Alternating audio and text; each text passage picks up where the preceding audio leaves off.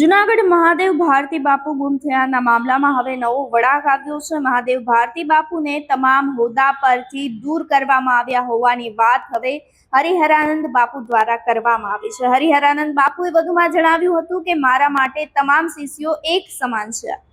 તે મને ગુરુ તરીકે સ્વીકારે કે ન સ્વીકારે, હું તેને શિષ્ય તરીકે સ્વીકારું છું।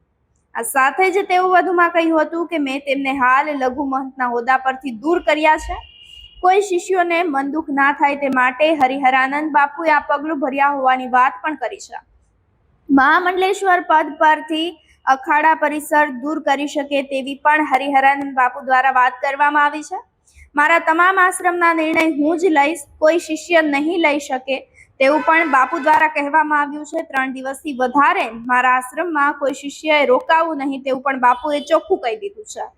તો સનાતન આશ્રમનો વિલ મારા નામનો છે તે પણ હરિહરાનંદ બાપુ દ્વારા કહેવામાં આવ્યું છે। તો હવે મહાદેવ ભારતી સાથે મારે કોઈ વાત થઈ નથી। ગુમ થયાના મામલામાં મને કોઈ ખબર નથી તેવું હરિહરાનંદ બાપુએ કહ્યું છે। જી બાપુ, આજે આપના લઘુમંથનો મામલો બન્યો, આપે કેવા પગલા લીધા? જય ગિરનારી, નમો નારાયણ। આજે જે 4-5 દિવસથી પરિસ્થિતિ સર્જાની, એમાં મેં અને અમારા ટ્રસ્ટીઓએ નિર્ણય લીધો કે અત્યારે હાલપૂર્વક લઘુમહંત તરીકેથી અને ટ્રસ્ટીમાંથી હટાવ્યા છે, પરંતુ એનો એવો અર્થ નથી કે ગુરુ શિષ્યનો મામલો ખતમ થઈ ગયો। બાપ દીકરાનો મામલો ક્યારેય ખતમ થતો નથી। એક વખત બાપ દીકરાને માં જન્મ આપી દે દીકરાને, તો એ દીકરો દીકરો જ રહેવાનો, દૂર રહે કે નજીક રહે। તો એવો કોઈ પ્રશ્ન મારો નથી કે ભાઈ એને એ મને ગુરુ તરીકે સ્વીકારે કે ન સ્વીકારે એ બીજી વાત છે। હું એના શિષ્ય તરીકે તો માનું જ છું। સાથે સાથે લઘુમહંત તરીકે મેં અત્યારે હટાવ્યો છે, એનું એક રીઝન છે કે કોઈ શિષ્યને એમ ન લાગવું જોઈએ કે બાપુ એક તરફી તાણે છે।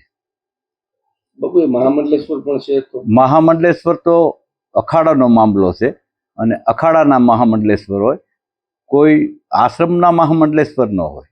તો મહામંડલેશ્વર અખાડાનો પ્રશ્ન છે, એ મારો પોતાનો પ્રશ્ન નથી અને એને અખાડાએ મહામંડલેશ્વર ઘોષિત કર્યા છે। એ તો એની રીતે એમાં કોઈ મારો કહેવાનો રાઈટ જ નથી। ખાસ કરીને બાપુ જોવા જાય તો જે આપના બે શિષ્યો હતા, પરેશ ભારતી ને મહાદેવ ભારતી, બધાય મારે માટે દીકરા બધાય સરખા છે, બરોબર। કોઈ પરમેશ્વર ભારતી હોય, મહાદેવ ભારતી હોય, મેં એક નિર્ણય એ લીધો કે ભાઈ કોઈ પણ શિષ્ય હોય, જ્યાં સુધી હું અહીંયા જ છું ત્યાં સુધી ભારતીય આશ્રમની અંદર જુનાગઢ, સરખેજ, કેવડિયા, વાંકિયા હું જ વહીવટ કરી અને હું જ એના નિર્ણયો લઈશ, બરોબર। જ્યારે મને ઈચ્છા થાય ત્યારે કોઈ પણ શિષ્યને નિયુક્ત કરીશ। ત્યાં સુધી 3 દિવસથી વધારે કોઈ શિષ્યને અહીંયા રોકાવાનું નહીં અને આવી અને આનંદ કરી અને વહી જાય। મને ઈચ્છા પડશે તો હું કોઈ શિષ્યને એકાદ દી વધારે રોકાવાનું કે મારે કામ હશે તો શિવરાત્રિ દરમિયાન, ગુરુ પૂર્ણિમા દરમિયાન તમામ શિષ્યનો અધિકાર છે ગુરુ પાસે આવવાનો। એમાં કોઈ બાકાત નથી કે કોઈને ન આવવું કે આવવું।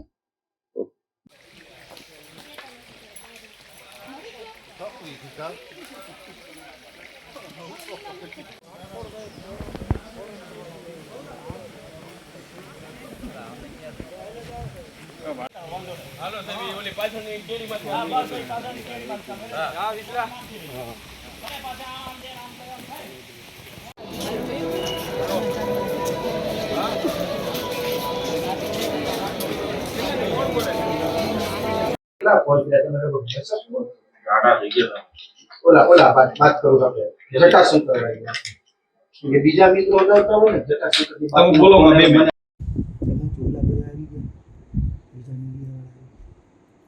તમારે એક હારે પીસી રાખવાની જરૂર નથી।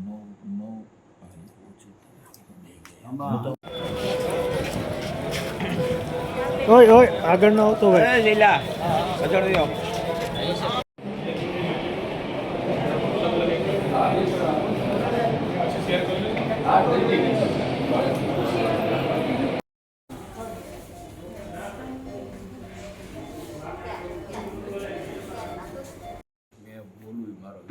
બાપુએ પાછું ઓલામાં સીધો ડાયરેક્ટ આપ્યો ફોનો ન્યૂઝ એટીન ફોનો બાપુ વડે સીધા ઉપર એ લોકો બાપુને જ બિચારાને ખ્યાલ ન આવે એનો આ ઈચ્છે તેના દિવસે સવારે તો વાંધો નહીં પછી શું થાય?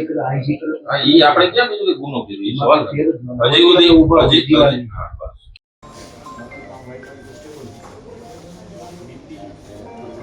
બીપી જોઈ લીધું? ખુશ્બુ બીપી તો જોઈ લીધું? જોઈએ છે બસ ને